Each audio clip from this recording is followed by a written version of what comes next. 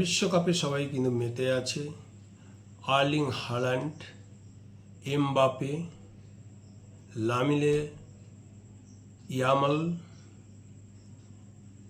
Messi, রোনাল্ডোকে নিয়ে, এবং একটা প্লেয়ার যার জন্ম ব্রাজিলে এবং নেইমারের ছায়ায় অতটা প্রচারিত নয়, এবং রিয়াল মাদ্রিদে যথেষ্ট ঘটনা প্রবাহের মাধ্যমে বিভিন্ন সময় বিভিন্নভাবে মাথা গরম করে বিভিন্ন সমালোচনার সম্মুখীন হয়েছিলেন। সেই ভিনিয়াস জুনিয়র, তার প্রতি কিন্তু বিভিন্ন মিডিয়া থেকে শুরু করে কেউ কিন্তু সেইভাবে ভরসা রাখতে পারেনি ভিনিয়াস জুনিয়রের প্রতি। বাট প্রথম দিন থেকেই কিন্তু আমরা দেখে আসছি ভিনিয়াস জুনিয়র কতটা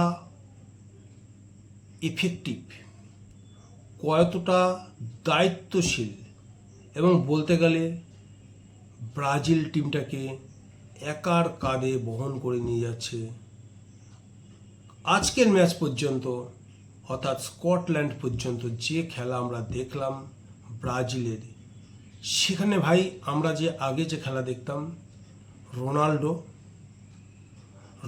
সময় যখন রোনাল্ডোর সাথে ছিল যারা, রোনাল্ডোর সঙ্গে আমরা দেখেছি কার্লোস দুঙ্গা, একটা সমৃদ্ধ ফুটবল টিম, একটা কমপ্লিট ফুটবল টিম কিন্তু ব্রাজিলের সেই সময় ছিল। বাট জিনিয়াস যে টিমটাকে টেনে নিয়ে যাচ্ছে, সেই টিমে সেরকম নাম এখনো পর্যন্ত হয়ে ওঠেনি, কিন্তু ভবিষ্যতে তারা তারকা, সেটা কিন্তু প্রতি খেলায় তারা ছাপ রেখে যাচ্ছে।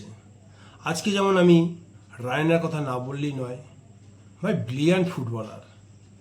আজকেই প্রথম নেমে যেভাবে প্লেটা করলো আজকে, আগামী দিনে ব্রাজিলের ভবিষ্যতের নেইমার কিন্তু এই মুহূর্ত থেকে বলা যায় তৈরি হয়ে গেল।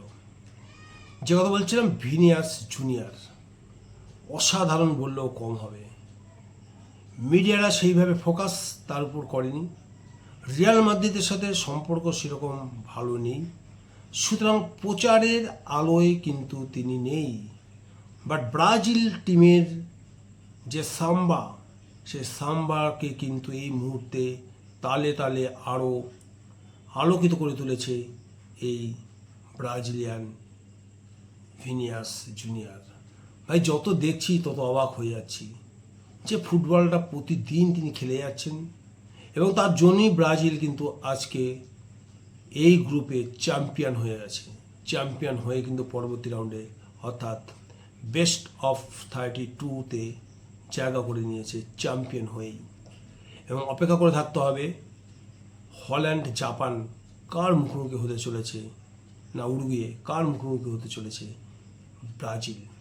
তো ভাই যেই আসুক, যে খেলা আজকে দেখলাম, প্রতিটা প্লেয়ার যে নৈপুণ্যতা আজকে দেখালো স্কটল্যান্ডের বিরুদ্ধে, একটা কথা না বললেই নয়, এটা আর অস্বীকার করার কোনো উপায় নেই যে যতগুলো গ্রুপ হয়েছে তার মধ্যে সব থেকে কঠিন গ্রুপ কিন্তু ব্রাজিলেরই, যেখানে স্কটল্যান্ডের মতো একজন নামি দামি টিম, যাকে আজকে মাটির সাথে মিশিয়ে দিল ব্রাজিল, এটা হওয়ার কথা ছিল না। আসলে অন্য কোনো দলের বিরুদ্ধে যদি স্কটল্যান্ড খেলতো এই ফল কিন্তু হতো না।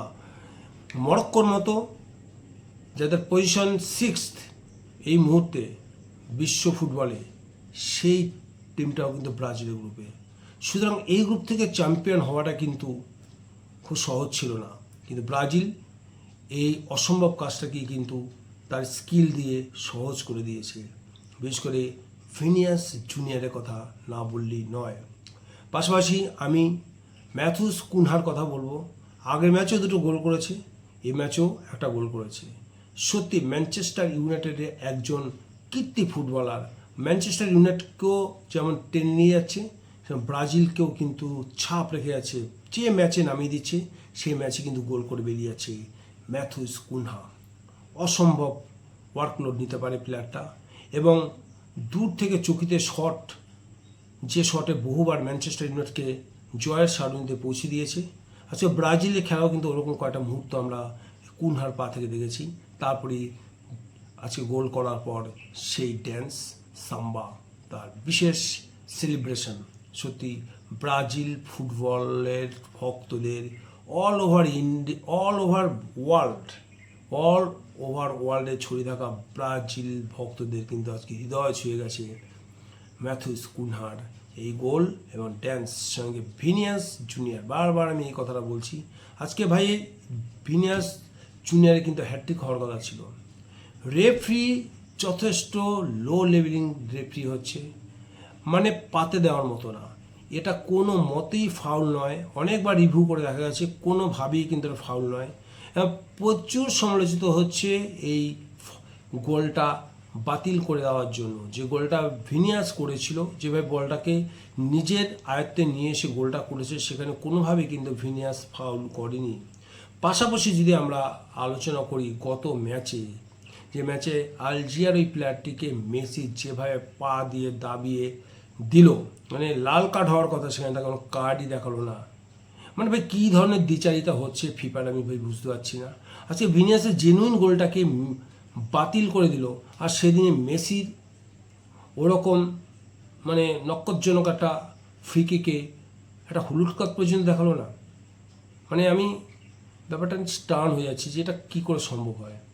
মানে ফিফার একটা হাত কিন্তু মেসির উপরে আছে, এটা কিন্তু বিভিন্ন মহলে কিন্তু বলতে শুরু করেছে, বিভিন্ন মিডিয়া অল ওভার ওয়ার্ল্ডে কিন্তু এই দুটো ঘটনা নিয়ে এই মুহূর্তে মুখর হয়ে আছে। এক ভিনিয়াসের এই গোলটা বাতিল হওয়া, এবং মেসির ইচ্ছাকৃতভাবে হোক অনিচ্ছাকৃতভাবে হোক যে ফাউলটা তিনি করেছেন পেছন থেকে ওইভাবে বুটের ট্র্যাপ দিয়ে যেভাবে ফাউলটা করেছেন, সেই ফাউলটা অবশ্যই লাল কার্ড হয়। সেটাও কিন্তু ফিফা চোখ এড়িয়ে গেছে। আজকেরটাও কিন্তু চোখটা একটু বড় ছিল, অর্থাৎ এটা দিয়ে দিল না, গোলটা কিন্তু বাতিল করলো। আজকে এই গোলটা বাতিল যদি না করতো, আজকে ভিনিয়াসের নাম কিন্তু হ্যাটট্রিকে ঢুকে যেত। অর্থাৎ ব্রাজিলিয়ান একজন হ্যাটট্রিক করবে, এটা কি আমি ঠিক বুঝতে পারছি না, এটা কি কোনো প্রবলেম আছে ফিফার? তো সেটা ফিফাই বুঝবে। আপনারা আজকে ব্রাজিল যে ফুটবলটা খেলেছে, সেই ফুটবলটা যদি আমি পার্সেন্টেজ হিসেবে ব্রাজিলের যে খেলা উচিত, যে ফুটবলটা খেলা উচিত, তার 60 থেকে 70%, যদি এই 60-70%কে 80%-এ কনভার্ট করতে পারে, আচ্ছা ব্রাজিল কিন্তু বেস্ট অফ 32 থেকে 16, অর্থাৎ শেষ 16 কিন্তু প্রবেশ করবেই, ফুটবলটা যে চালিয়ে যেতে পারে। জাপান এই মুহূর্তে কিন্তু একটা ব্রাজিলের বড় গাঁট, অর্থাৎ জাপান যে ফুটবলটা খেলছে আমরা গর্বিত, আমরা এশিয়াবাসী হিসেবে সত্যিই গর্বিত। আশা করব না ব্রাজিল জাপানের মুখোমুখি হোক, বরঞ্চ হল্যান্ডের মুখোমুখি হলেই ভালো হবে। সেখানে ব্রাজিল কিন্তু আমার মনে হয় সুবিধাটা বেশি পাবে। অর্থাৎ ব্রাজিলের সুবিধা অসুবিধার বড় কথা না, যে যাকেই পাবে তাকেই হারাবে, সে যেখানেই পাবে সেখানেই হারাবে। বাট আমরা চাই না জাপান এবং ব্রাজিল মুখোমুখি হোক।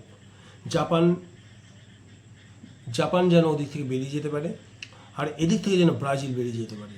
অর্থাৎ সমর্থকদের কিন্তু এটাই দাবি। হল্যান্ডকে হারিয়ে শেষ 16-এ প্রবেশ করবে ব্রাজিল, এটাই কিন্তু আপামর সমস্ত সমর্থকদের তাই চাইছে। আজকে আমরা দেখলাম এলিসন কেন বিশ্বের সেরা গোলরক্ষক বলা হয়, যে দুটি সেভ তিনি করেছিলেন শেষের দিকে, ভাই এটা সত্যি অত্যাশ্চর্য, অত্যন্ত দারুণ সেভ। এবং গোল পোস্টের নিচে আলিসন কিন্তু একটা বড় ভরসা বা শেষ ভরসা বলা যেতে পারে ব্রাজিলের। এন্ড্রিক যেভাবে বলটাকে ট্যাকেল করে নিল, অর্থাৎ ব্রাজিলের এই মুহূর্তে ডিফেন্স নিয়ে কোনো কথা হবে না। পুরো ক্লিনশিট পরপর দুটো ম্যাচে কিন্তু ক্লিনশিট রেখে গেছে ব্রাজিল, কিন্তু হাইতি ম্যাচ এবং আজকে স্কটল্যান্ড, এই দুটো ম্যাচে কিন্তু ক্লিনশিট রেখে আছে। প্রথম ম্যাচে ড্র করার পর সারা বিশ্ব জুড়ে ব্রাজিলের সমালোচনা সবাই মুখর ছিল, যায় রব। আমি কিন্তু তখন বলেছিলাম যে এই ব্রাজিল কিন্তু ঘুরে দাঁড়াবি, অর্থাৎ ব্রাজিলে কিন্তু মশলা আছে। সবচেয়ে বড় বারুদ হচ্ছে গিয়ে জিনিয়াস, অর্থাৎ ভিনিয়াস জুনিয়র, যাকে আমি জিনিয়াস হিসেবে বলবো। এবং পাশাপাশি যে কথাটা একদম সব থেকে আজকের খেলায় হট ফেভারিট, যার আশায় সমস্ত সমর্থকরা অল ওভার ওয়ার্ল্ডের সমস্ত সমর্থকরা তাকিয়েছিল, অন্তত 1 মিনিটের জন্য তাকে নামানো হোক। সে হচ্ছে নেইমার জুনিয়র। নেইমার নামলেন, দেখলেন এবং জয় করলেন। যেটুকু সময় ছিলেন যথেষ্ট ছটপটে লেগেছে। আর ফিটনেস যদি হিসেবে বলি তাহলে আমরা বলতে পারবো একটু ফিটনেসের অভাব থাকলেও সেটা কিন্তু তার অ্যাক্টিভিটিস থেকে অতটা ধরা পড়ছে না, কিন্তু ভালোভাবে লক্ষ্য করলে কিন্তু একটু ধরা পড়ে। তার যে কর্নার, সেই কর্নার থেকে কিন্তু একটা গোল হলেও হতে পারতো, তত তার অ্যাসিস্ট কিন্তু একটা থেকে যেত। তা গোল করুক বা না করুক, অ্যাসিস্ট হোক বা না হোক, নেইমার মাঠে নেমেছে, এটাই হচ্ছে যথেষ্ট ব্রাজিলিয়ান সমর্থকদের পক্ষে। অর্থাৎ নেইমার মানে আমি যদি সমস্ত স্কিলফুল, সমস্ত পাওয়ারফুল, সমস্ত মানে কুশলী ফুটবলারদের নাম বলি, সেই তালিকায় এবছরে প্রচুর আছে। লামিনে ইয়ামাল আছে, আর্লিং হাল্যান্ডও আছে, আমার তো যথেষ্ট ভালো লাগে এই প্লেয়ারের খেলাটি। এমবাপে আছে, লিওনে মেসি আছে, এবং ক্রিশ্চিয়ানো রোনাল্ডো কিন্তু আগের দিন প্রমাণ করে দিয়েছে কেন তিনি বিশ্বের সেরা। সেটা কিন্তু তার বিরুদ্ধেও কিন্তু অনেক সমালোচনা হচ্ছিল, বাট শেষ ম্যাচে পরপর 2টো গোল করে তিনি জাত আর একবার চিনিয়ে দিচ্ছেন, বারবার প্রমাণ করছেন তিনি হারিয়ে যাননি। ক্রিশ্চিয়ানো রোনাল্ডো আছে। সমস্ত প্লেয়ারের যদি আমরা স্কিলটা দেখি, আমার কথাটা ভালো করে শুনবেন, সমস্ত প্লেয়ারদের যদি স্কিলটা দেখি আর নেইমারের সেই সময়কার স্কিলের সাথে তুলনা করি, ভাই লিওনে মেসি অসাধারণ, এই মুহূর্তে বিশ্বের সেরা প্লেয়ার, এটা বলতে কিন্তু আর কোনো সংকোচ কারণ নেই। বিশ্বকাপ জিতেছেন, এমন কোনো রেকর্ড নেই যা তার ঝুলিতে নেই। সমস্ত কথা মাথায় রেখেও আমি বলছি, ভাই নেইমারের স্কিল কিন্তু ভাই অন্য ধরনের, ভিন্ন গ্রহের একজন প্লেয়ার। মানে যত দেখবে তত যেন চোখে তৃপ্তি চলে আসবে। মার খেয়ে খেয়ে খেয়ে খেয়ে প্লেয়ারটার আজকে এই অবস্থা।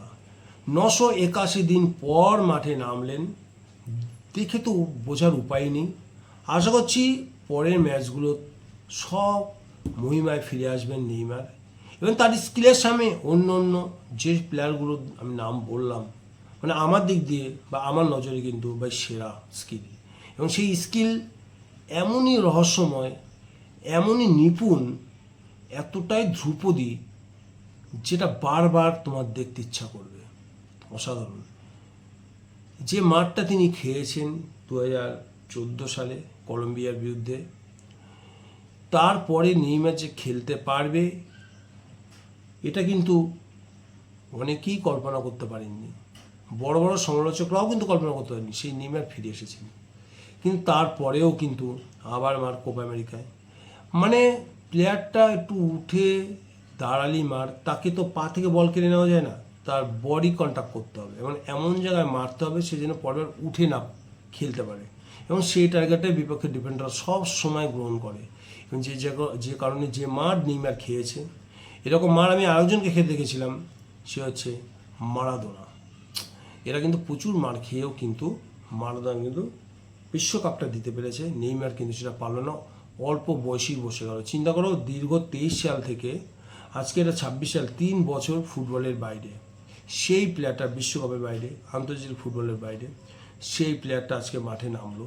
এটাই তো বড় ব্যাপার, এটাই তো সবচেয়ে মানে একটা নাটকীয় দিন হলো যে আজকে নেইমার ফুটবল মানে বিশ্বকাপ ফুটবলে নেমেছে, এবং বিশ্বকাপ ফুটবলের একজন প্রথম একাদশে তিনি আছেন। তো আশা করি পরের ম্যাচগুলোতে নেইমার তার জাত আর একবার প্রমাণ করবেন, এ বিষয়ে আমাদের কোনো সন্দেহ নেই। এই তো গেল নেইমারের কথা, কার কথা ছেড়ে কার কথা বলবো। আজকে যে প্লেয়ারটার কথা আবার আমি বলছিলাম, রায়না, যে স্কিল তার পায়ে আজকে দেখলাম গতির সঙ্গে, এই প্লেয়ারটি কিন্তু আগামী দিনে ভয়ঙ্কর থেকে ভয়ঙ্করতম হবে। অর্থাৎ ব্রাজিলে কিন্তু সম্পদ তৈরি হয়ে গেছে রায়না। আজকে না নামলে কিন্তু এটা বোঝাই যেত না। রাফিনহো যদি আগের দিন ম্যাচ মানে রাফিনহো চোট পাওয়াতেই তাকে আজকে নামানো হয়েছে এবং তিনি প্রমাণ করে দিয়েছেন সুযোগ পেলেই তিনি ভয়ঙ্কর, বয়স মাত্র 22, বহুদিন পড়ে আছে। সুতরাং ব্রাজিলের কিন্তু সম্ভাব্য নায়ক কিন্তু ব্রাজিল পেয়ে গেছে।